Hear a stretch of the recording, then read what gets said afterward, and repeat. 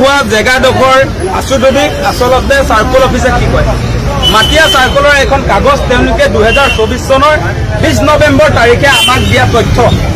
সেই জেগাটো সঁচা সঁচিকে বনাঞ্চলৰ ভিতৰত পৰে নে নাই পাইকান বনাঞ্চল এটা কৈছে চাৰ্কল অফিচাৰে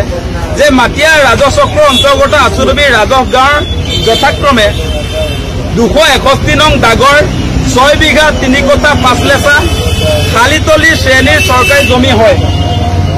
হিমন্ত বিশ্ব শৰ্মাই কৈছে বনাঞ্চলৰ মাটি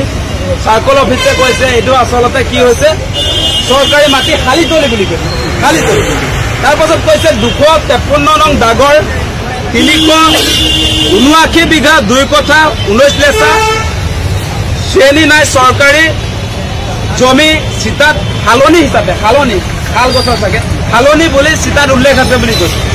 তাৰ পাছত কৈছে 274 নং দাগৰ 282 বিঘা 3 কঠা 17 লেচা শ্ৰেণী নাই শ্ৰেণী চৰকাৰী জমি চিতাত আছে বুলি কৈছে গতিকে এইটো বনাঞ্চল বুলি কোৱা নাই আৰু 222 নং দাগৰ 1 বিঘা 2 কঠা 10 লেচা 34 নং ম্যাদী পট্টাৰ অন্তৰ্ভুক্ত খালিতলি শ্ৰেণীৰ জমি হয় তেওঁ যেটো অঞ্চল বনাঞ্চল বুলি কৈছে এই বনাঞ্চল হয় নে নহয় চাৰ্কল অফিচাৰে লাষ্টত এটা ষ্টেটমেণ্ট দি দিছে যে ওপৰত উল্লেখিত দাগৰ জমিসমূহ পাইকান সংৰক্ষিত বনাঞ্চলৰ অন্তৰ্ভুক্ত হোৱাৰ কোনো গেজেট নটিফিকেশ্যন এই কাৰ্যালয়ত নাই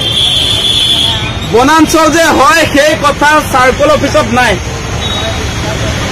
এতিয়া চাৰ্কল অফিচ বিলাক আপোনালোকে জানে মাটিৰ মালিক তেওঁলোকে মাটি বাৰী কাম কাজ কৰে